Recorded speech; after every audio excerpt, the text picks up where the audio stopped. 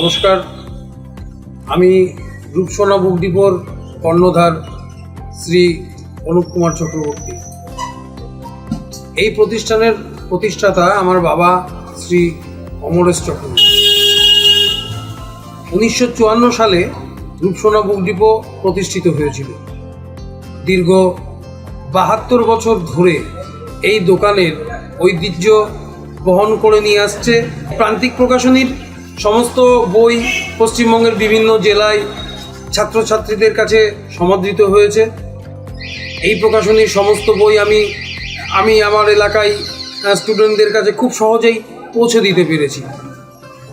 এই প্রকাশনীর সমস্ত কর্মীদের অক্লান্ত পরিশ্রমে বইপত্র ঠিকভাবে আমার কাছে পৌঁছায়। তাই স্বচ্ছতা এবং উন্নত মানের বইয়ের আর এক নাম প্রান্তিক।